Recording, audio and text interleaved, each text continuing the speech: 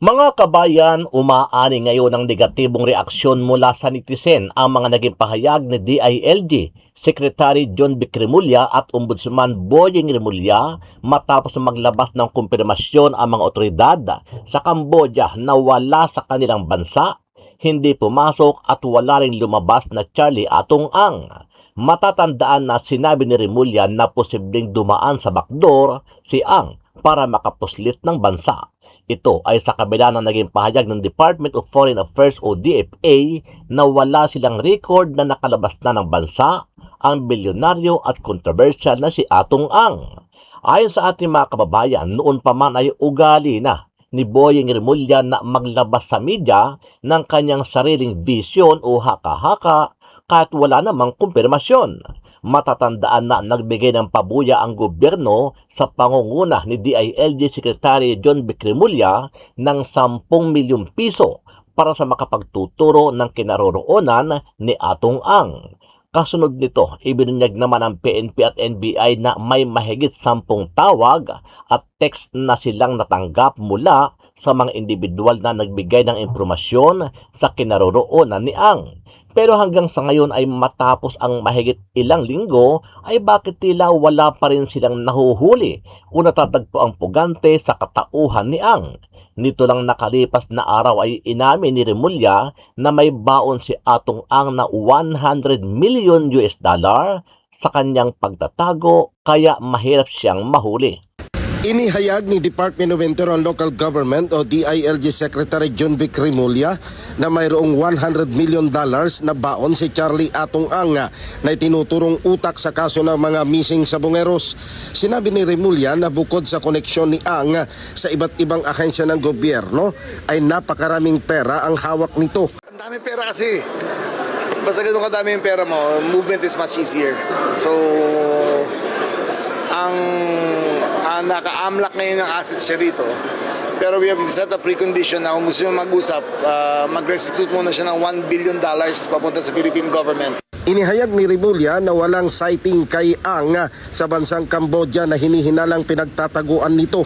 Subalit hindi titigil ang mga otoridad na hanapin ang puganting negosyante saan man siya nagtatago para panagutin sa kasong kanyang kinakaharap. Ano ang masasabi mo dito, kabayan? Nasaan na nga ba si Atong Ang at bakit hindi siya makita at mahuli kung talagang hindi pa ito nakakalabas ng bansa? Sama-sama nating panoorin ang buong video at pakicomment nyo po ang inyong mga reaksyon at sariling opinyon. Bukod sa marami umanong koneksyon ito sa pamalaan, nabunyag, naaabot daw sa $100 million ang bit-bit ng negosyanteng si Charlie Atong Ang na itinuturong mastermind sa kaso ng mga nawawalang sabungero habang siya'y nagtatago sa hindi pa matukoy na lugar o bansa. Vic Sumintak sa balita. Inihayag ni Department of Interior and Local Government o DILG Secretary John Vic Remulla na mayroong $100 million na baon si Charlie Atong Ang na itinuturong utak sa kaso ng mga missing sabongeros. Sinabi ni Remulla na bukod sa koneksyon ni Ang sa iba't ibang ahensya ng gobyerno ay napakaraming pera ang hawak nito. Kaya nahihirapan ang mga otoridad na siya ay arestuhin at isilbi ang arrest warrants na inilabas ng hukuman. Ayon kay Remulla, kahit nakapris na ang mga assets ni Ang, mayroon pa rin itong pera na $100 milyong sa pamagitan ng cryptocurrency na nagagamit niya sa kanyang pagtatago sa batas. Ang dami pera kasi. Basta ganun kadami yung pera mo, movement is much easier. So, ang naka-amlak ngayon ng assets siya rito. Pero we have set a precondition na kung gusto nyo mag-usap, mag-restitute muna siya ng $1 billion papunta sa Philippine government. Inihayag ni Remulla na walang sighting kay Ang sa bansang Cambodia na hinihinalang pinagtataguan nito.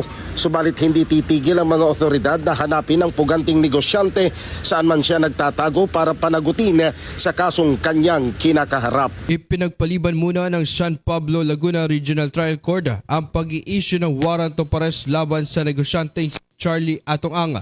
Ito mismo ang kinumpirma ni Justice Spokesperson Attorney Polo Martinez sa kanyang inihayag patungkol sa nakabibing pang isinampang kaso sa korte.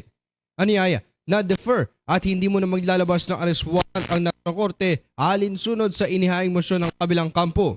Naghain kasi ng motion to suspend proceedings ang pugating si Atong Ang ayon sa naturang tagapagsalita kung kaya't wala pa itong inilalabas na warrant. Ito'y kakaiba kumpara sa ibang mga korte na siyang nauna na nga nag-issue ng arrest warrant laban kay Ang sa kaparehong mga kasong isinampa ng prosekusyon laban sa kanya. Ang mga korteng ito ay ang Regional Trial Courts ng Santa Cruz, Laguna at Lipa City sa Batangas. Nagniyan, ating pakinggan si Attorney Polo Martinez, ang spokesperson ng Department of Justice. Isa po doon ay Santa Cruz, Laguna, RTC, the RTC of Lipa City, Batangas, and then one in San Pablo, Laguna. Sa Santa Cruz, Laguna po na case, trial has already commenced. The warrant of arrest was issued, as everyone knows, last January 14, 2026. For the case in Lipa City, Batangas, the warrant for that case has been issued or was issued January 16 of this year. Similarly, trial has commenced in that case. As for the pending case in San Pablo, Laguna, we informed the public that the issuance of the warrant of arrest was deferred by the court following a motion to defer or suspend proceedings by the accused. Ibinahagi naman ni Prosecutor General Richard Anthony Fodulyon ng National Prosecution Service na bukod sa pagpapaliban ng pag-i-issue ng arrest warrant, naglabas ang naturang korte ng kautusan.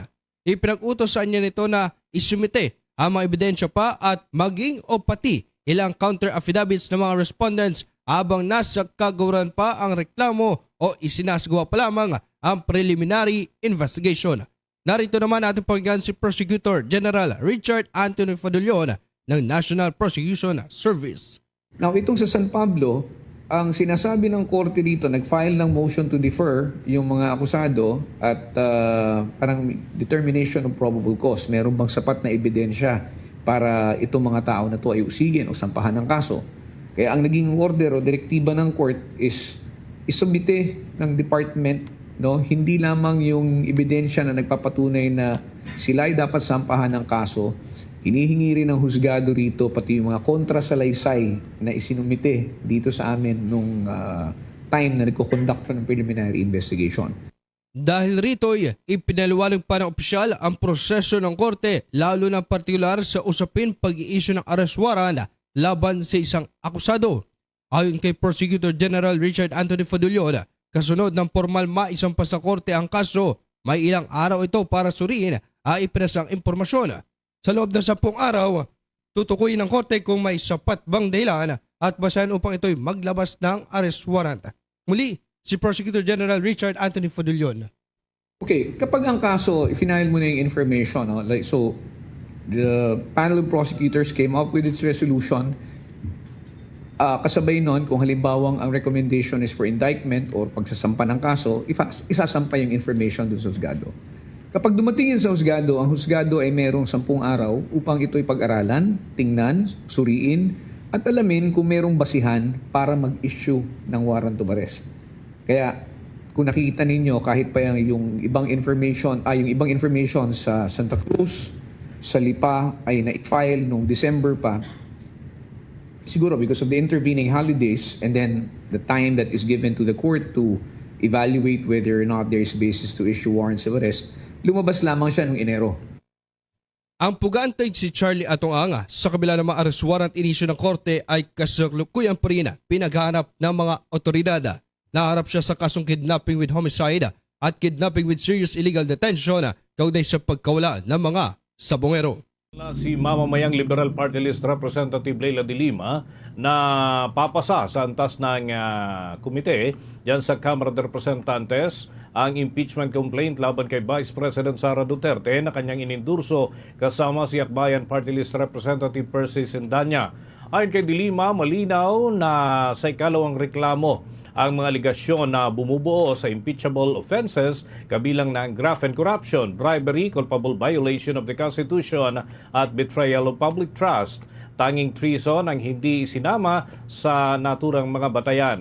Ngayon man, mas nais umano ng Deputy Minority Leader ang fast-track process upang agad ito na maipadala sa panig ng Senado mula naman sa plenaryo sa halip na dumaan pa sa pagdinig ng House Committee on Justice. Para rito ay kailangan ang pirma ng hindi bababa sa isang katlo o yung 1/3 ng mga miyembro ng Kamara de Representantes na may katumbas na bilang na 105 na mga miyembro ng kapulungan.